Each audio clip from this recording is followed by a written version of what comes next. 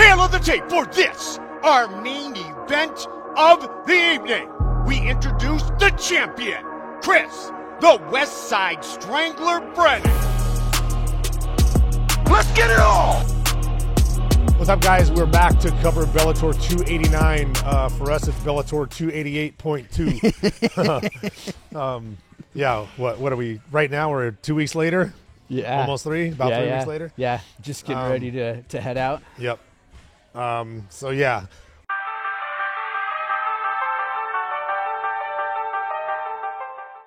You wanted to hit one fight on the prelim, and I know exactly why you want to talk about this. And this is Cody Law and Chris Lencioni.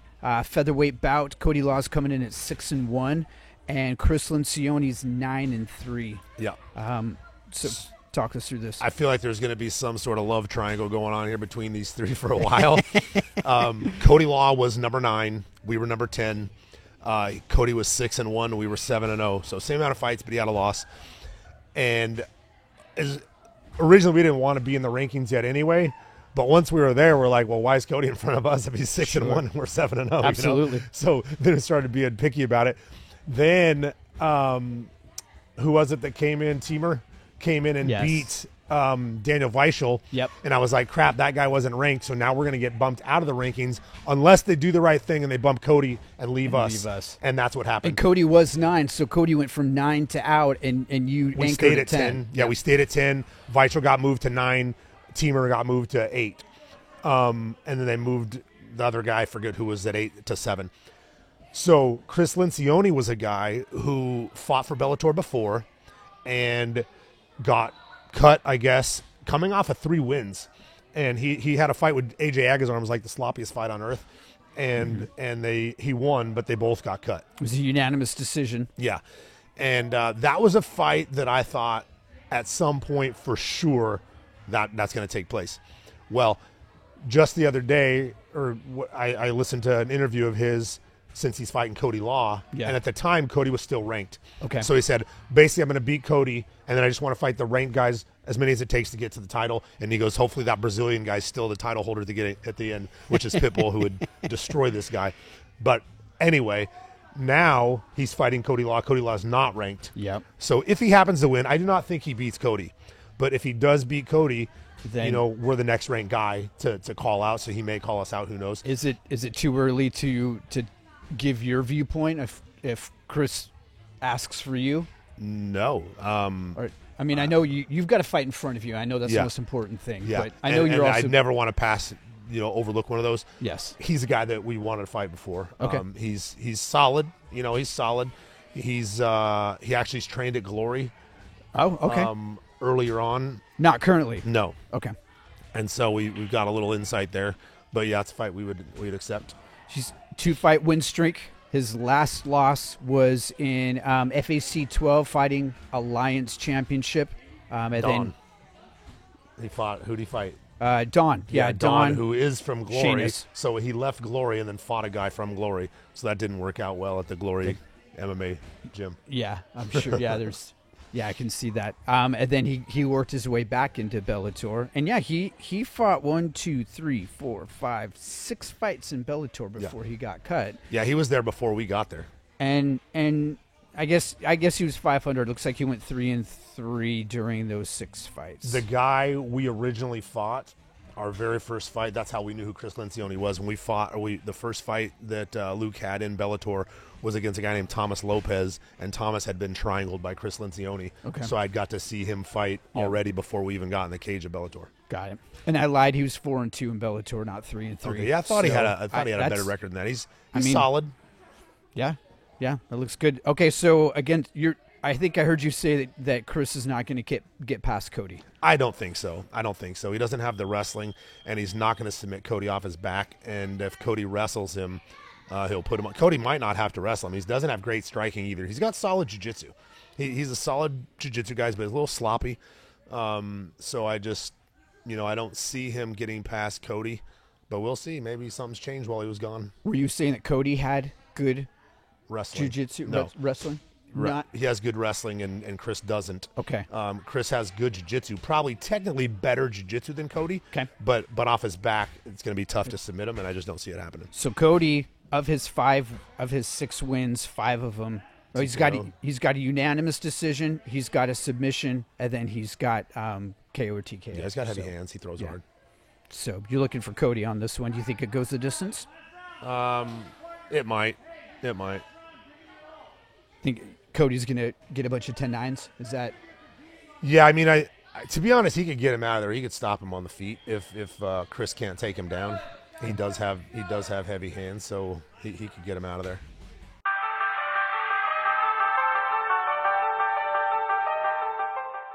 The next fight is going to be the first of 2, and this is for it's the bantamweight Semifinals of the Bantamweight Grand Prix. Grand Prix. Yeah.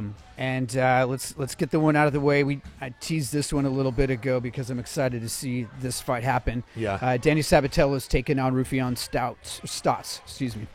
So I made the mistake of not following these guys, but when I heard an interview, someone was like, if you're not following these guys right now on social media, you're missing out, because I guess they just trash talk each other to death the whole time. Okay. And they're both decent at it. Rufion Stotts is great. He's hilarious. And they've been going back and forth. They got in the cage twice now and went off on each other right after fights. After Sabatello's last win, that was the first. What was the other time that they got in the cage? I think the Bellator that we actually didn't end up fighting on. Okay. They got in the cage and talked that night as well. And I just feel like Sabatello wrestled at a better college as far as a D1 school. Okay. Didn't do as much. Rufion Stotts is a 2-time D2 national champion. Got it. And I think a D2 national champion places at the D1 level. I think he places at the D1 level.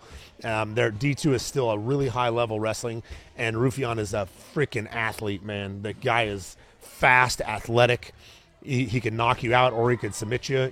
He's pretty explosive, and I don't see Sabatello being fast enough to take him down.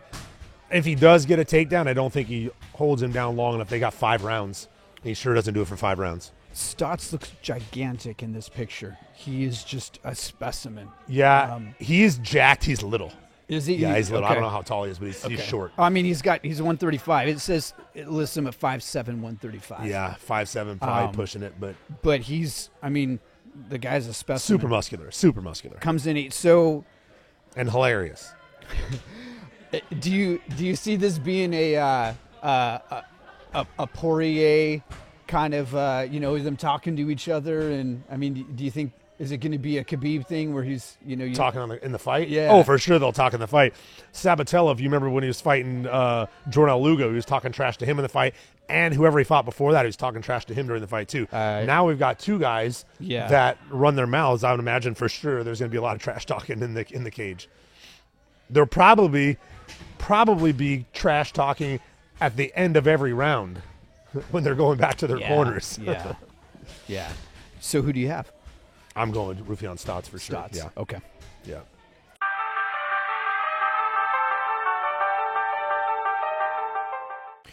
The other fight in the Grand Prix is Magomed Magomedov versus Patchy Mix. Yep. Big fan of Patchy. Yeah, me too. He's huge. He's a gigantic. So when Lucas fought last at Mohegan Sun, Patchy came up to Luke and got a picture with him afterwards. So Luke was probably 166, 67 on fight night. Okay. And Patchy fights at 35 and made Lucas look little. Wow. He stood next to him and I was like, bro, you fight at 135. He was way bigger than Lucas. And I was like, holy crap, because Luke's a big 45er. Sure. He walks around heavy. Yeah. And he was a lot bigger. So I was like, I don't know if you're fat under your clothes or if you're wearing 10 jackets, but you look very big. Again, looking at the picture. Yeah, he's super jacked. He is. Super jacked. I'm excited to see this fight. I think he has more ways to win the fight. Okay. For sure. Magomedov is just a savage from Dagestan. Fighting out of Russia. Yeah. Yeah, he He's one of what's his record? 19-2. Yeah, 19-2. He almost got guillotined by who did he fight on the opening rounds of this tournament? Hamilton? No. Mataus? Who's his last fight? Barzola. Yeah. Okay. He almost got guillotined by Barzola. Okay. And then he almost guillotined Barzola. No, then Barzola almost guillotined him again. Okay. And it happened 3 times back and forth, and then he finally guillotined Barzola. Yeah. And to be honest, that looked like the worst of the 3 guillotines that he had him in is the one he tapped from. Really? Yeah, it was weird. It was like, did he tap early? But it was a really exciting fight. Very exciting fight. It is interesting. His last loss, Magomedov's last loss, is to Rufion Stotts. Well, there you go. He get knocked out? No, unanimous decision. Okay. So that'll tell you who's got better wrestling out of those two. So I'm sure Rufion's hoping he makes it to the right. finals. He's like, against him. I beat him once, I can do it again. Yeah. You go through Magomedov's win history: submission, rear naked, got a decision; submission, guillotine; submission, guillotine; submission, guillotine; TKO; submission, armbar; submission, rear naked; submission, armbar; submission, guillotine. Guys, solid on the ground. Yeah. He's interesting.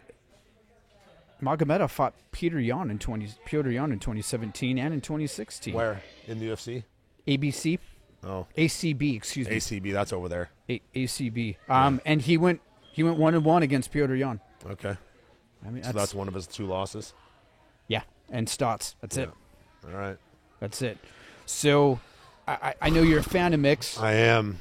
And I don't like to bet against the Russians. You haven't yet, and I don't know that you've lost. Yeah. This is one of those I'm hoping Patchy wins, and I'd have to put my money on Magomed. Yeah. Yeah. I'm super excited for this. Another 5-round fight. Yep. 5 rounds all the way through the tournament. All the fights in the tournament are 5 rounds, so that's pretty awesome. I hope that by the time Lucas gets there, into next year, beginning of the following year, that they get back to running the Featherweight Grand Prix again, and we can get in on that. That'd be awesome. How many years between a cycle do they do? Like I don't know. 2 years? Or? I'm not even sure. I haven't been paying attention to it. I've just been paying attention to him and his whole thing. But I did, we jumped into this, and shortly after that, the Featherweight Grand Prix started. Okay. That AJ and Pitbull, end up in the finals in, but. Obviously, we weren't ready for that one, but hopefully the next time it comes around, we will be. When it comes around again, is it by invitation? Is it by ranking? I would imagine that the ranked guys would for sure have a say-so on getting in. Yeah. I believe they used to be 16-man, and now they're running 8-man. They're short of the 3 fights. So then do you have to kind of lobby a little bit? And I mean, if you're ranked 10 and 8 go in. Yeah, maybe. So maybe a little bit of. But by the time it gets there, we won't be ranked 10. Yeah.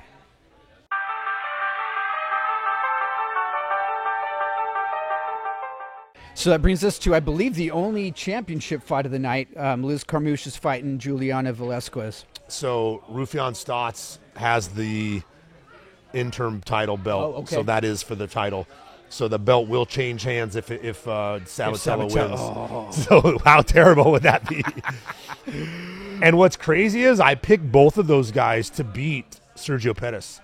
I picked both of those guys to beat Pettis. Man.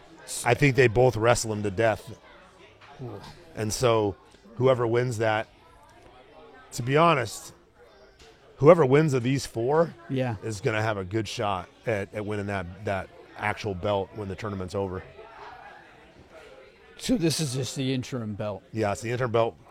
Sergio Pettis was in the tournament, dropped out before it started, and I forget who the other person was, dropped out at the same time. 2 people dropped out right at the beginning, and that's how, remember, Jornell jumped in to fight somebody, and someone else fought right then, too, to get in, but I forget who the other person was. But anyway, they, I think all 4 of those guys have a good shot. I think if Rufion holds on to the title, he'll then go on to face Magomed or Patchy. And they're 4 great fighters. Bro, I mean, whoever wins this tournament is legit, the best guy Yeah. next to Sergio, and then they got to fight Sergio and prove that they are the best guy. That's fun. That's Yeah. gonna be awesome. Yeah, I love that they run the belt through the tournament. Like Yeah. it can change hands 3 times Yeah. in the tournament. Yeah, crazy. it's almost like King of the Hill. Yeah. Like you might be on top right now, but that may Right. not last very long. So, all right. So then moving on to Carmouche and Velasquez. Again, this is a title fight. Liz Carmouche is coming in at 17-7. Velasquez is 12-1. This is a rematch. Velasquez was the champ. Carmouche, who I wanted to win but didn't think would, won, but I didn't think did. If that makes sense. I wanted her to win, and I didn't think she would win. And then she did win, but I didn't think she did win. It was a TKO elbows. Was it? Did you think? Was it? Yeah, that's what it's showing here. Maybe I'm wrong. Maybe she wrestled her a lot. She had her on the ground and I think a crucifix and was beating her up and she couldn't get out. I remember that. Maybe I think it was a bad stoppage. I don't know. I'd have to go back and watch that fight. But yeah, we'll see how that rematch goes. That'll be exciting. We'll stick around for that just because we're going to already, normally we don't hang around for the fights. We just go get pizza. Yeah. But we're going to get pizza and go right back to watch the bantamweight guys. You got to. Yeah, I can't miss those fights. When as a fighter, when you're done, do you have seats on the floor? Do you? Yeah, have, they give us 2 like, tickets Okay. to go back out, or 3 if it's depending on who's in the corner. Yeah. There's other fights like Kai Kamaka is my friend. I want to watch him. He's on Yep. that card, also Yep. in Luke's division. There's a few other undercard fights that are really good, so definitely want to go pay attention to those. Is Kai Kamaka's his dad fought? That's how you know him. Yeah, his right? dad's named Kai also. So is he cornering his son? Yeah. So you'll be able to catch up with some Yeah. friends and. Yeah, oh yeah. The Hawaiians travel deep. They show up with a bunch of them, and it's cool because I know all of them for a long time. Great people. So are you picking Velasquez on this one? Yes. You sure? Yes. Okay. Sticking by it. Sticking by it. Yeah. All right. Yeah, it'll be interesting. So she did beat. I just want to make sure. No, she lost to Carmouche, so she's gonna Yep. avenge that loss and take the belt back. That's the plan. Cool. Well, it's gonna be a busy week for you. How long is the Yes. drive up to Connecticut from? It says a day and an hour, so 25 hours, but I'd probably do it like 23, 22 and a half, Yeah. 23. But tomorrow I'm going to drive up to Little Rock, hang out with Tyler for a little while. Cool. And then probably drive to Nashville, crash, drive the next day.